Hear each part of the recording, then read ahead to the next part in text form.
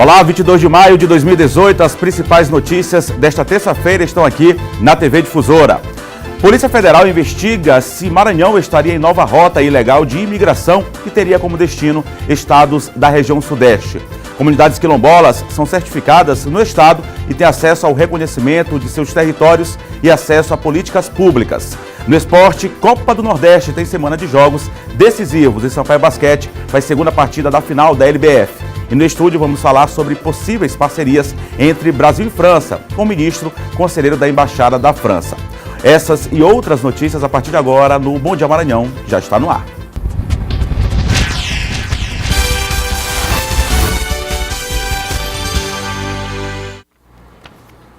São 7h01, agradecendo mais uma vez o carinho da audiência. Durante toda a semana você fica bem informado do Bom Dia Maranhão, sempre ao ar de 7 da manhã até 7h55 mais ou menos, trazendo muita informação, falando de vários assuntos, todos os dias acordando com você. 7h02 agora e continua na capital um grupo de imigrantes que foi resgatado na costa maranhense neste fim de semana. Buscando melhores condições de trabalho, eles ingressaram em uma jornada que durou o dobro do tempo estimado para a viagem. O caso está sendo acompanhado pela Polícia Federal. Foi um pesadelo em alto mar. Falaram-nos está tempo, 15 dias, eles falaram-nos, mas agora está passado. Agora até pode andar, você fica 34 dias. Esse passado, tchau, comida acaba, água acaba, não tem nada para comer, não tem água para comer. O senegalês Al-Had foi um dos 25 imigrantes resgatados no sábado à noite, próximo ao litoral maranhense. Eles viajavam clandestinamente numa embarcação precária. O grupo, formado por africanos de 4 países, Senegal, Nigéria, Guiné e Serra Leoa, saiu de Cabo Verde com destino ao Brasil num catamarã. Depois de 29 dias de viagem, uma tempestade danificou as velas da embarcação, deixando os passageiros à deriva por quase 5 dias. Eles foram resgatados por um pesqueiro. Os primeiros atendimentos médicos foram feitos assim que a tripulação pisou em terra firme. Estava com 5 dias que não comia. Antes de faltar comida, eles relatam que comeram 2 biscoitos por dia. Cada um comia 2 biscoitinhos por dia. Chegaram a beber urina, que eles falam, né? Relatam isso. Os estrangeiros passaram por exames oftalmológicos para saber se houve alguma lesão em decorrência da exposição ao sol durante a viagem. Eles estão abrigados no ginásio de esportes na capital maranhense. O governo do estado tem adotado medidas na área de saúde, do abrigo e da alimentação. Especificamente da saúde, hoje eles estão passando por exames oftalmológicos, que eles ficaram muito tempo à deriva, expostos ao sol e muita claridade, para que se possa verificar se tem alguma situação que exija tratamento adequado. Os 25 imigrantes estão dispostos a pedir refúgio ao governo brasileiro com a intenção de permanecer no país para trabalhar. A solicitação será feita durante os depoimentos que eles darão à Polícia Federal. 5 africanos já foram levados à Polícia Federal para serem ouvidos. Eles teriam pago cerca de €1.000, quase R$5.000, para vir ao Brasil em busca de trabalho. O Brasil é um caminho aberto para todo mundo. Em meu país está com muito conflito, muita dificuldade. Quero vir para cá, porque eu tenho amigo aqui, sempre fala comigo, aqui mais melhor, se você vem aqui, você vai trabalhar, tem dinheiro para pagar a sua escola. A gente vai tá dando entrada no procedimento de refúgio deles, né, para regularizá-los no país. E o delegado quer ouvir a respeito de como foi o procedimento deles para a entrada no Brasil aqui. A Polícia Federal ainda vai investigar se os 2 brasileiros que também estavam a bordo do catamarã são ligados a uma quadrilha de tráfico de pessoas. Os 2 suspeitos estão presos, mas não tiveram os nomes revelados. As investigações elas estão iniciando agora, né? Nós não podemos dizer que existe ou não, mas um dos presos tem notícia por parte dos africanos que vieram que ele estaria estado lá em outra ocasião anterior. Só posso afirmar se existe essa rota ou não depois das investigações confirmar ou não.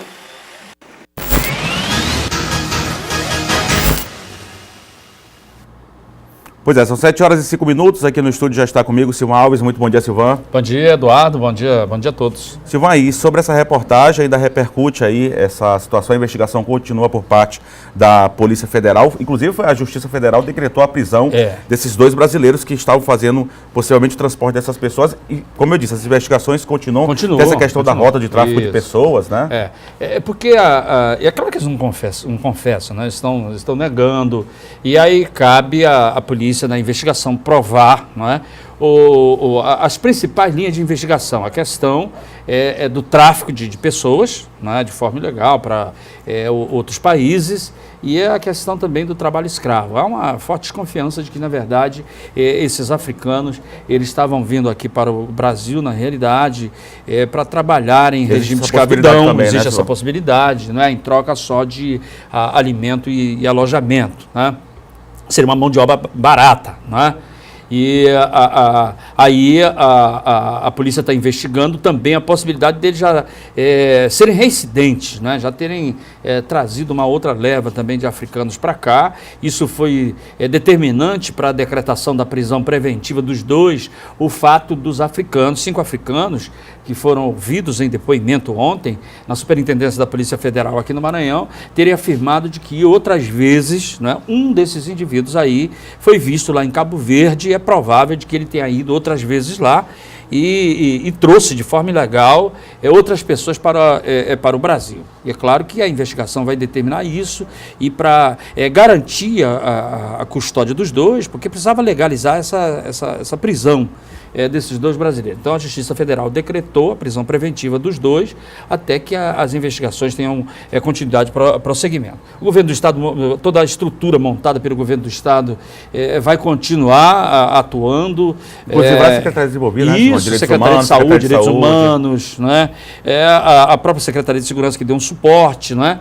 E também aguardando uma decisão do governo federal, que agora compete ao governo federal, né, a decisão, né, sobre o destino desses africanos. Por enquanto, eles vão ficar ainda alojados, recebendo toda essa assistência ali no ginásio Costa Rodrigues, aqui na região central da cidade. Vale lembrar que além dos crimes, né, Simone, tem toda uma questão social envolvida, claro, vai estar sendo suspeita aí de tráfico de pessoas, questão de trabalho escravo, mas fere a dignidade humana. Eles estavam viajando para cá com pão e bolacha. Isso, condições quase um mês comendo pão e bolacha. Muitos chegaram aqui numa situação de saúde muito delicada. E outra coisa, você vê essas pessoas estão fugindo da fome, da miséria, do desespero no país, nos países de origem, não é?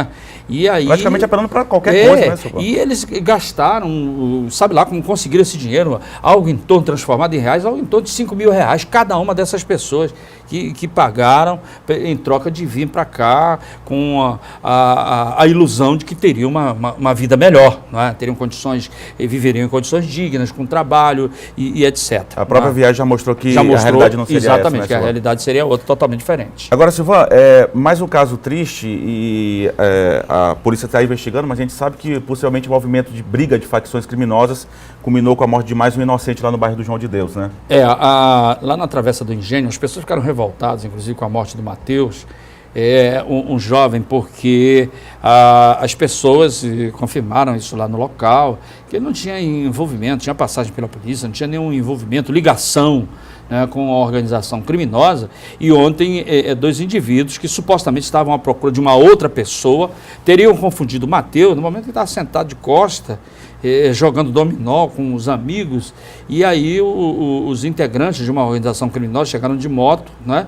E confundindo o Matheus com essa pessoa, acabaram detonando, disparando vários tiros no rapaz, que teve morte imediata. Eles fugiram, né, após a prática do crime. Como é um crime que pode envolver integrante de facção criminosa, o caso deve ser encaminhado hoje para a Superintendência de Homicídio e Proteção à Pessoa, que é a superintendência que tem cuidado da maior parte desses casos aí, com mais de 90% de aproveitamento e elucidação em cada um desses casos aí. E a gente torce, né, Silva, até pela situação que aconteceu, que a polícia consiga prender essas 2 pessoas. Exatamente. Que permaneçam presas, né, que tiraram a vida de um inocente, uma pessoa que estava num momento de lazer, inclusive era desportista. Poderiam ter atingido outras pessoas, não é? Com certeza. Poderiam ter atingido outras pessoas lá. A polícia trabalha agora para prender os bandidos, né, Silva? Claro. Então a procura e essa investigação vai determinar a identidade e a autoria desse delito. Tá ok, Silvan. Obrigado pela sua participação mais uma vez aqui no Bom Dia Maranhão. Bom dia, Eduardo. Bom dia a todos. Obrigado, Silvan. Agora são 7h10. Confira agora o nosso giro de notícias.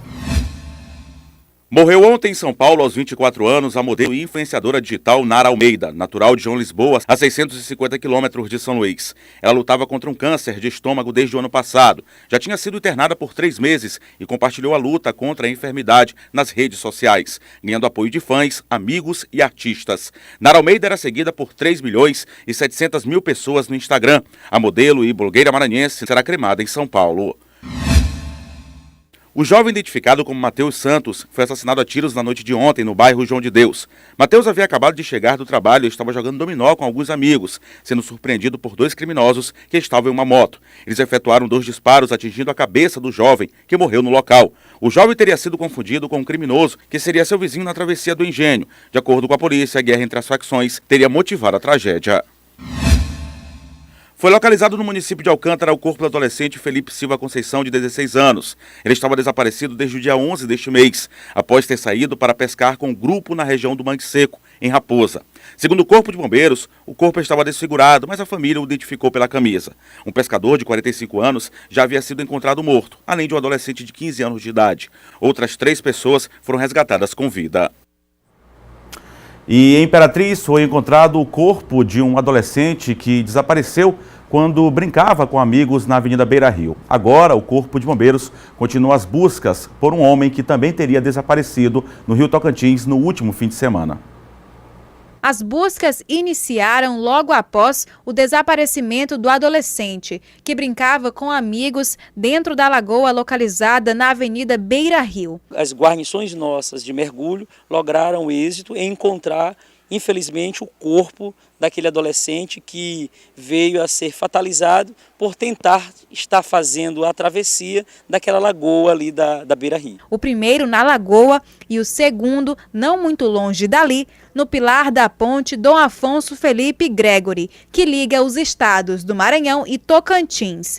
Nesse último caso, o homem identificado apenas como Francivan ainda não foi encontrado. Após a localização do corpo do jovem de 14 anos, sobe para 4 o número de mortes ocasionadas por afogamentos. Isso de acordo com os dados contabilizados pelo Corpo de Bombeiros. Os visitantes falam o que poderia ser feito para evitar situações trágicas como essa. É uma placa avisando que é fundo, para a pessoa não entrar assim sem saber, né? Porque às vezes o cara entra assim e não sabe se é fundo. O banhista precisa ter mais atenção no momento de frequentar a praia. Principalmente com criança. Evitar que a criança fique brincando com boia, evitar que a criança fique brincando com bola, pois essas bolas, essas boias se afastam e as crianças também tendem a ir atrás desses brinquedos. Aí é que acontece esses afogamentos. São 7h13 e no próximo bloco, o ex-governadora Rosiana Sarney confirma que é pré-candidata ao governo do estado. E mais, aqui no estúdio eu recebo o ministro conselheiro da Embaixada da França, que está na capital maranhense com o objetivo de estabelecer parceria com entidades brasileiras. São 7h14, a gente tem imagens ao vivo agora da ponte Bandeira Tribus e trânsito intenso já neste momento, tanto no sentido de quem vem para a capital São Luís, quanto deixando o centro da capital. Nesse momento o tempo é parcialmente nublado, já choveu na madrugada desta terça-feira, mas neste momento não chove. 7h14, o Bom Dia Maranhão volta já.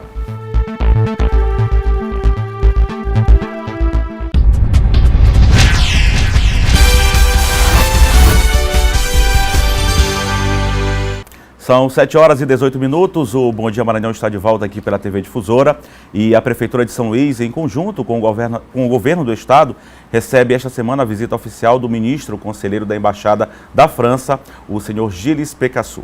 O objetivo da visita é estabelecer parcerias entre entidades governamentais e não governamentais da França e do Brasil. Aqui no estúdio eu converso com o ministro, que já está aqui ao meu lado. Muito bom dia, ministro. Bom dia, Eduardo. Seja muito bem-vindo aqui à capital São Luís, que é uma cidade que inclusive foi fundada por franceses, tem toda já um envolvimento histórico com a França. Essa visita é importante também justamente nesse sentido, né? Sim. Era importante, primeiro, porque São Luís sempre teve e sempre vai ter um lugar especial no coração dos franceses. Eu estou aqui primeiramente para continuar o diálogo com as autoridades locais. Eu vi ontem o prefeito, o vice-governador. Eu tive uma oportunidade de falar com os estudantes também da universidade, de ver os empresários aqui. Então, isso para mim, é começar um diálogo com as autoridades do estado do Maranhão, da cidade de São Luís, e ver onde podemos estreitar os laços entre os nossos dois países. Tá, o senhor está aqui desde ontem, tem uma programação até a próxima quinta-feira. Hoje, na próxima quarta-feira, no caso hoje tem mais programação e amanhã também, não é isso? Isso. Hoje eu vou ver, entre outras, a reitora da universidade. Vou ter a oportunidade também de visitar o porto de Itaqui. E amanhã eu vou visitar a base espacial de Alcântara. A cooperação espacial é um tema importante que faz parte da nossa parceria estratégica entre a França e o Brasil. Então, estou muito ansioso de conhecer a base e de falar com as autoridades brasileiras. O senhor disse que tem já esse laço, essa importância, já esse laço entre o Brasil e a França, e aqui na capital São Luís tem esse carinho especial. O senhor teve a oportunidade de conversar com o prefeito Edivaldo Holanda Júnior, como o senhor disse, com o vice-governador também aqui do estado do Maranhão, Carlos Brandão, além de empresários também, estudantes, enfim, essas visitas prosseguem. E vai visitar pontos estratégicos aqui da capital, como o Porto do Itaqui e do Maranhão, como a base de Alcântara. É também fundamental para estreitar ainda mais esses laços e, de repente, aí um crescimento econômico. O senhor também está tratando de vários outros assuntos.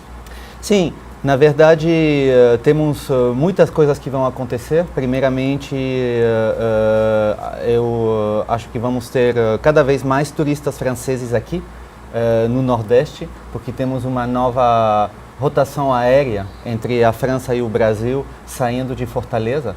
Então, a ideia é ver como São Luís pode captar parte desses turistas franceses que vão chegar aqui, porque os franceses gostam de história e eles vão gostar muito de São Luís. Nós temos só que organizar a acolhida dos franceses, e parte do problema é assegurar a segurança dos turistas franceses aqui. Então, isso foi também um tema que eu falei com o vice-governador.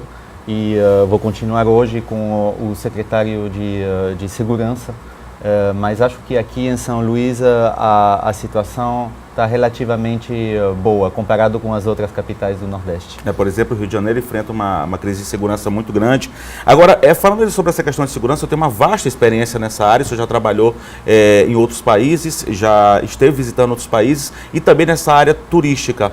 Hoje o senhor disse que tem uma reunião com o secretário, um encontro com o secretário de Segurança, também com outros secretários de Inovação Tecnológica, por exemplo. O que deve ser tratado, claro, além da segurança, da inovação tecnológica, o que pode ser tratado para melhorar a questão do turismo? A segurança, como o senhor disse, vive uma questão até de normalidade aqui em São Luís, mas o que pode ser melhorado, o que pode ser debatido ainda? Tudo vai depender da capacidade da cidade e do estado em melhorar, não, o aspecto do centro da cidade. O centro da cidade tem um potencial para atrair turistas muito forte. Eles têm que encontrar a maneira de fazer reviver esse centro que é tão bonito e que tem tanto significado histórico para os europeus e os franceses. E nós estamos aqui, ficamos à disposição para ajudar eles, mas isso é ante todo um trabalho dos brasileiros, claro. Tá, antes de a gente entrar no ar, a gente conversava aqui, o senhor já inclusive morou aqui na América Latina, isso de certa forma já foi importante, essa vivência aqui com os países latinos, não é isso? Sim, eu antes de trabalhar no Ministério Francês de Relações Exteriores, morei na América Latina, inclusive eu morei alguns anos no Brasil. Então esse país não é totalmente desconhecido para mim, mas é a primeira vez em São Luís. Isso foi importante também, já é importante para essa visita, você já conhecia a realidade, né? Conhecia e falava um pouco português. Tá, em relação às questões do que vai ser tratado nessas reuniões, além da segurança e turismo, algum outro assunto que pode ser debatido? Na verdade, eu gostaria de melhorar a cooperação entre as universidades do Maranhão e as universidades francesas, ver como podemos aumentar o número, por exemplo, de estudantes maranhenses que vão estudar na França e de estudantes franceses interessados em estudar no Brasil. Esse intercâmbio é importante. Esse intercâmbio existe, mas ele ainda não é suficiente. temos uma muito boa parceria no âmbito científico com o Maranhão e os outros estados do Amazonas e também ver como é possível atrair mais empresas francesas aqui. Temos muitas empresas francesas no Brasil, mas eles estão mais concentrados no sul do país e eu gostaria de ver como é possível atrair as empresas francesas aqui no Maranhão, porque o Maranhão tem uma economia muito dinâmica, né? Isso é importante. Claro. O senhor trabalhou também, já esteve visitando países do Oriente Médio que vivem, inclusive, em guerra, que tem uma situação social muito difícil. Claro que não dá para comparar com a situação de São Luís e, claro, do Brasil também como um todo. Mas essa troca de experiências nesse sentido também é importante. O senhor vai trazer algo nesses encontros que o senhor vai ter com os secretários e também com os empresários, enfim, com os políticos? Cada país é único o tema da segurança e da violência que você pode encontrar, por exemplo, em Israel, no Oriente Médio, é diferente do tema da violência aqui. Mesmo porque no Oriente Médio a violência é política e o terrorismo aqui é mais ligado à criminalidade. Mas definitivamente temos a possibilidade de falar da minha experiência e vamos ver o que as autoridades de São Luís vão me dizer sobre isso. Mas ficamos inclusive à disposição, se eles quiserem ter cooperação com a polícia francesa, beneficiar da nossa experiência em termos de segurança. Tá ok. Eu conversei aqui com o Gilles Pécassou, que é o ministro conselheiro da Embaixada da França. Muito obrigado por essa presença, boa estadia e bom encontro ainda, que o senhor segue até quarta-feira aqui em São Luís, inclusive visita a cidade de Alcântara. Exatamente, muito obrigado. Muito obrigado. Agora são 7h26 e tomou posse ontem no Palácio dos Leões o novo secretário do Trabalho e da Economia Solidária, Hernando Macedo. Ex-prefeito do município de Dom Pedro e ex-vice-presidente da Federação dos Municípios do Maranhão, Hernando Macedo, do PDT, assume agora a Secretaria do Trabalho e Economia Solidária.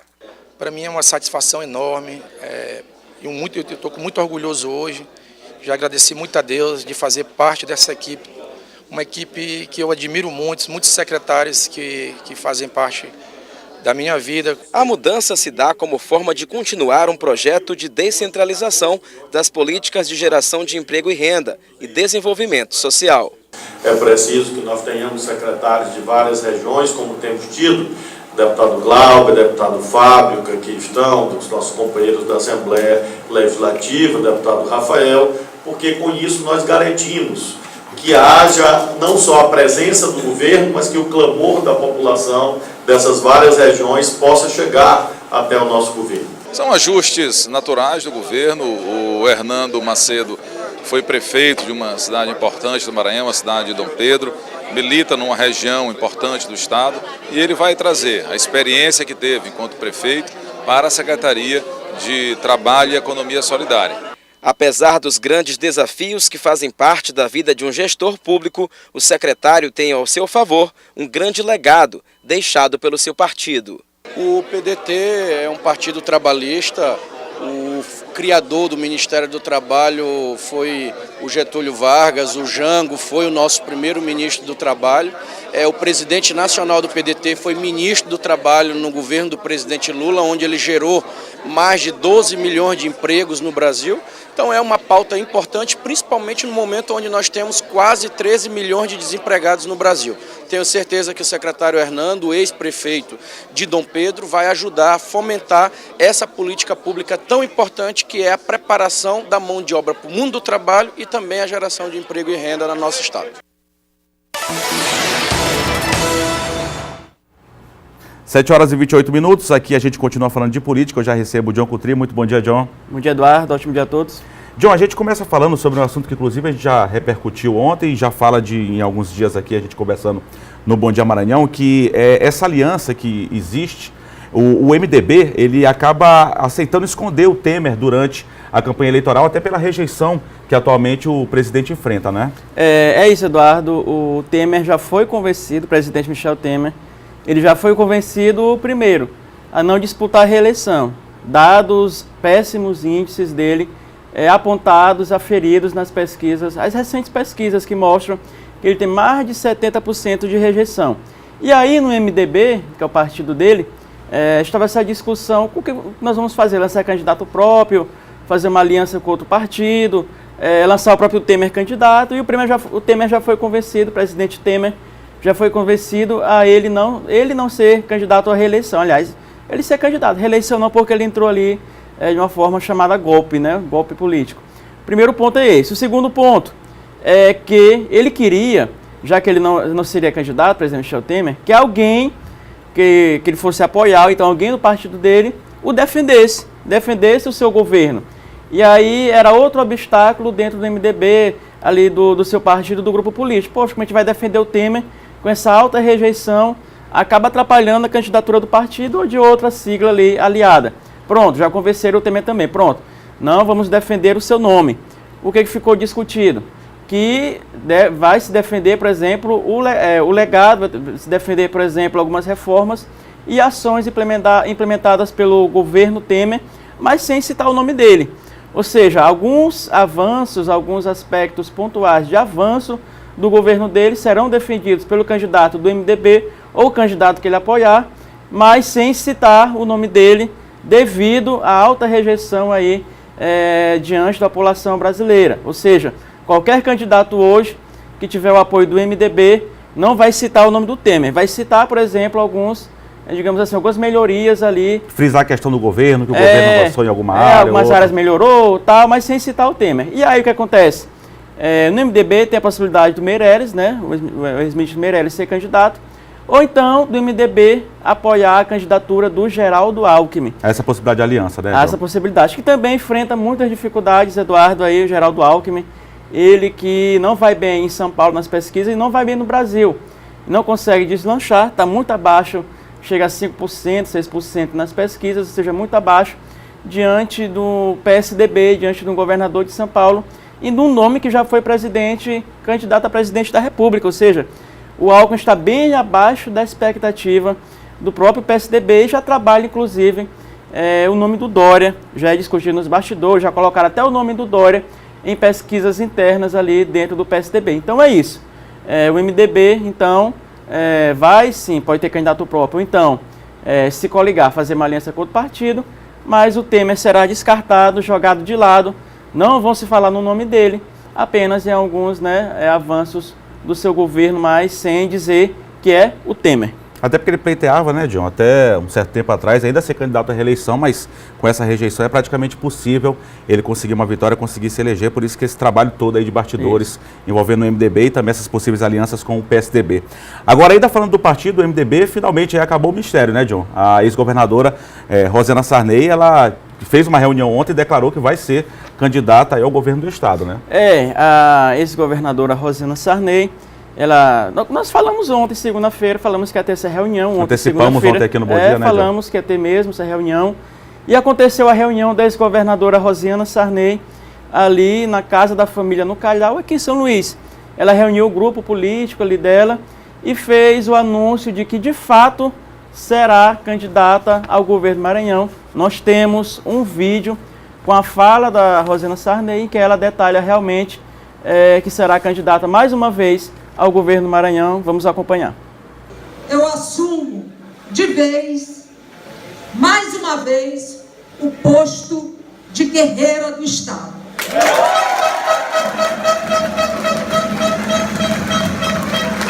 E coloco meu nome à disposição do partido e do povo do Maranhão.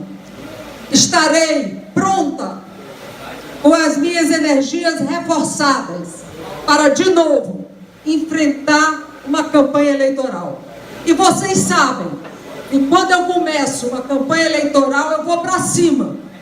Eu não sou de ficar parada. Eu vou visitar todos os municípios do Maranhão.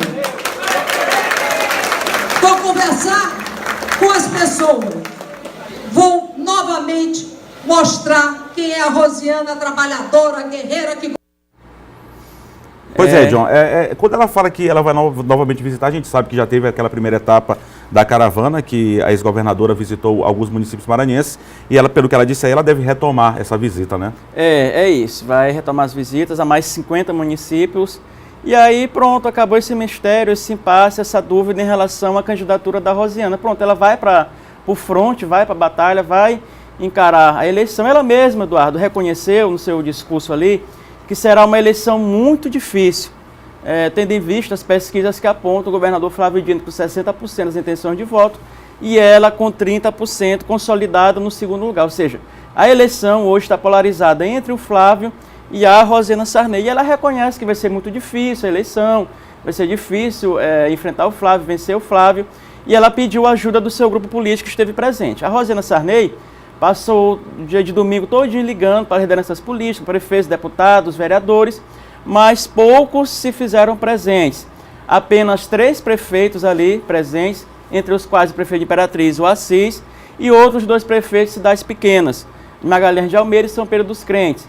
Os deputados, aqueles mesmos deputados que sempre apoiam ela, Adriano Sarney, que estava ali, Edilácio Júnior, e a presença também do Sarney Filho e do senador Edson Lobão.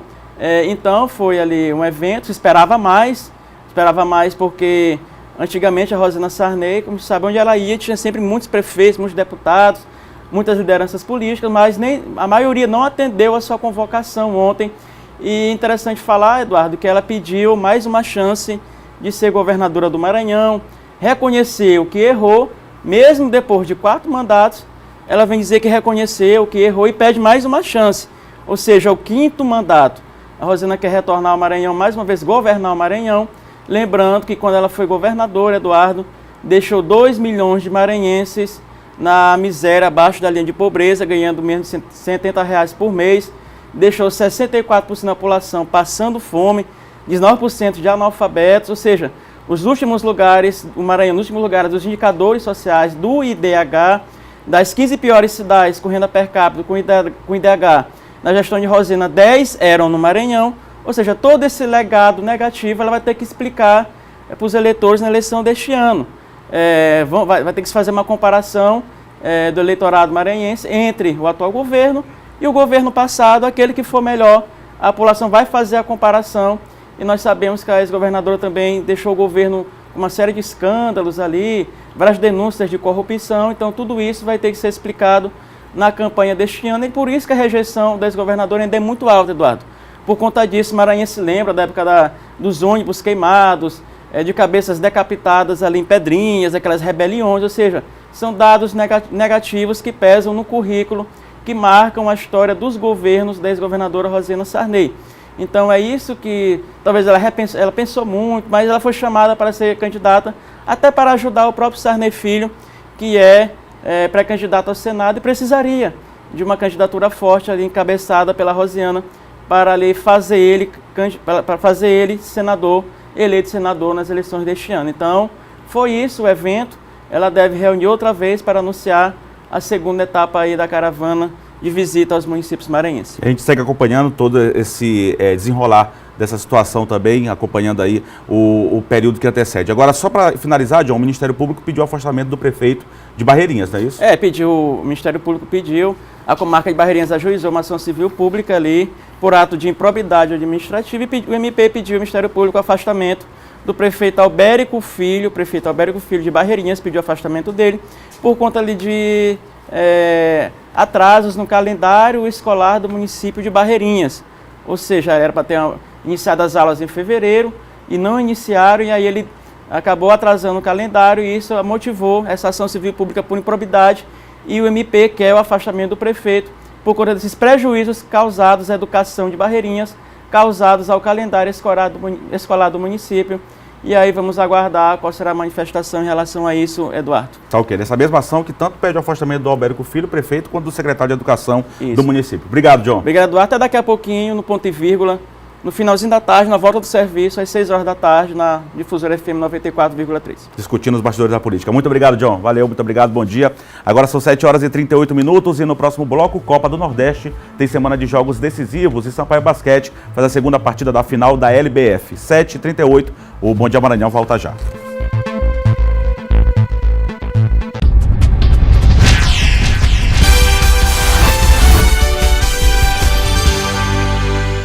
Já estamos de volta com o Bom Dia Maranhão para falar agora de esporte.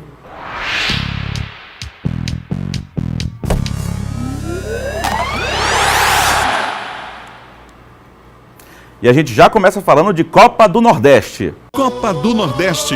Oferecimento Cred Shop. Mais conquistas na sua vida. E Mateus, somos um só coração. Vamos lá, Lécio, começar falando de Copa do Nordeste, semana decisiva aí, né? Semana decisiva da Copa do Nordeste, nós teremos 3 partidas que vão definir os outros semifinalistas da competição, né? A semana será de decisões na principal competição do primeiro semestre do futebol brasileiro e vamos então saber o que espera o torcedor nessa rodada decisiva do Nordestão, começando hoje. O ABC joga pelo empate hoje à noite em Recife. O primeiro jogo foi vencido pelo Alvinegro Potiguar por 1-0. A bola rola às 7 no Arruda. A semana decisiva segue na quarta-feira. CRB e Ceará se enfrentam na Arena Castelão. O primeiro jogo terminou empatado em 3-3. Com o resultado, o Ceará pode se classificar com empates de 0-0 a 2-2, pelos 3 gols marcados em Maceió. O CRB do atacante Neto Baiano precisa de uma vitória simples para chegar à semifinal. De todos, a situação mais confortável é do Sampaio Corrêa. O tricolor venceu o Vitória por 3-0 em São Luís e pode perder até por 2-0 que se classifica. Os baianos precisam de no mínimo um 3-0 para forçar a disputa por pênaltis. Em caso de um gol do Sampaio, o Vitória precisará marcar 5 gols para se classificar. O Sampaio vem de vitória na Série B, fora de casa contra o Brasil. Os baianos também venceram no fim de semana pela Série A. 2-1 no Ceará, jogando no Barradão, local do confronto pelo Nordestão, quinta-feira, às 7 da noite. O Bahia já está classificado. O tricolor da Boa Terra passou pelo Botafogo da Paraíba.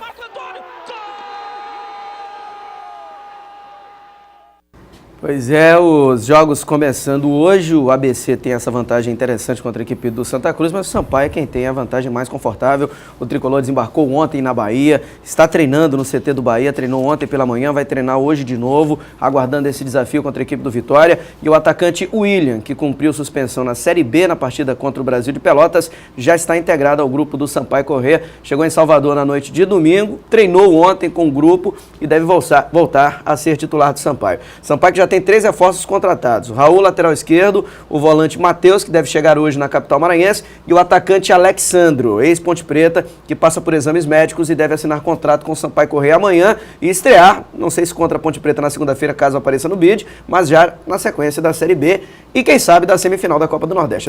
A questão do Raul, que já vai brigar por uma vaga nesse próximo jogo com o Kaique, já que o Alisson, que foi expulso, não joga, né? A princípio o Kaique será titular, mas o Raul foi indicado pelo técnico Roberto Fonseca e chega com um bom cartaz para disputar uma vaga na equipe titular do Sampaio. Pois é, em relação ao time também que enfrentou o Brasil de Pelotas, deve sair o Carlão e o William deve voltar, já viajou inclusive, para integrar aí o grupo do Sampaio. Agora vamos para a Série D. O América de Natal venceu, não foi um resultado tão bom para a Imperatriz, mas a Imperatriz segue com chance aí de classificação. Na chave do Imperatriz, Cordino também, o Moto já está classificado, não é isso, Lécio? E apareceu um artilheiro com nome diferente. Às vezes as equipes vão buscar um artilheiro na Série A e na Série B, e pode ser que ele esteja marcando gols na Série D. Confira a volta do América de Natal à liderança. O time venceu o Guarani de Juazeiro ontem no estádio Romeirão, lá no Ceará, e voltou à primeira colocação do Grupo 6, que é o mesmo grupo do Imperatriz na Série D. Lopeu recebe na área, ginga na frente do marcador e bate no canto. A bola toca na trave, quase bate na outra e entra. 1-0 América de Natal. Na segunda etapa, Diego Recife empata para o Guarani de Juazeiro, nesta bela cobrança de falta. Depois da defesa do goleiro Fred, Jackson aproveita a sobra e vira o jogo para os cearenses. 2-1 Guarani no Romeirão. Pouco depois, Lopeu recebe na área e marca mais um golaço. É o empate do América, 2-2. E já nos acréscimos, Luiz rola a bola para Lopeu, ele mesmo, que marca mais um. É o terceiro dele no jogo, terceiro do América. Final, América líder do grupo A 6-3, Guarani de Juazeiro 2. O América chega na última rodada na liderança, o último jogo vai ser em Natal, mas acredito que com essa pontuação de 9 pontos, dificilmente o Imperatriz, mesmo que não consiga vencer em Natal, fica fora, como um dos melhores 15, né? Tem que marcar o Lopeu, né, Lécio? Tem que marcar o Lopeu, já sabe que o Lopeu que é o cara, ontem ele arrebentou, marcou 3 gols. Tá, mas aí o Imperatriz tem chance também de conseguir um ótimo resultado lá em Natal também contra o América, torcer aí pro nosso representante maranhense, Cordino e Moto também, claro. Agora vamos falar de Sampaio Basquete, Lécio. Conseguiu uma grande vitória no primeiro jogo, hoje tem um segundo desafio. Hoje tem bem, o segundo desafio decisivo do playoff da LBF. Confira mais detalhes dessa decisão. Um jogo muito equilibrado e com emoção até o fim. O Sampaio comandou o placar nos 3 primeiros quartos do jogo, chegando ao último com uma vantagem de 4 pontos. Nos 10 minutos finais, o Campinas foi melhor. Chegou a passar à frente no placar, mas o Sampaio conseguiu se recuperar no momento certo. Essa bola de 3 da Leila deixou o tricolor maranhense na frente. No fim, vantagem de 1 ponto e posse de bola para o time paulista. O tricolor consegue bloquear o ataque e garantir a vitória por apenas 1 ponto, 56-55. Primeira derrota do Campinas na LBF e 1-0 para o Sampaio Corrêa no playoff decisivo. E olha, hoje promete ter muita emoção, mas muita emoção mesmo. São 2 belas equipes, são 2 timaços. Essa primeira vitória foi vitória com gol de decisão mesmo. Gol de decisão. Eu acho que esse pode ter sido o resultado para dar o título ao Sampaio Corrêa, né? Claro que a expectativa de vitória hoje, se vencer hoje, pode ser campeão no domingo, jogo às 3 da tarde no ginásio Castelinho, com apoio da torcida. A gente lembra que mesmo que o Sampaio perca hoje, claro, a gente não torce, a gente torce aí para as meninas ganharem, mas já vê com uma vitória de lá, vão ter 2 jogos em casa, tem que ser com casa cheia para apoiar essas meninas, que 2 vitórias aqui garante o título, talvez até uma se ganhar hoje. O importante era vencer uma fora, para poder ter a possibilidade de ser campeão aqui. Isso o Sampaio fez. Vamos torcer pro bicampeonato. Agora vamos falar de Imortal FC, não é isso, Laércio? É verdade, porque o Maranhão está eufórico com a proximidade do maior evento de MMA do país.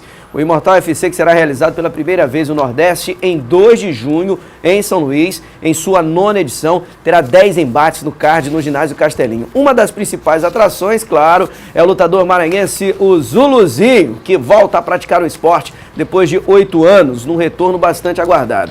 Zuluzinho volta focado em vencer e, quem sabe, voltar ao radar do MMA e assim ter a chance de ser convidado para lutar novamente no Japão, onde ficou conhecido por seu tamanho e por duelos memoráveis contra lendas do esporte, como é o caso do Rodrigo Minotauro.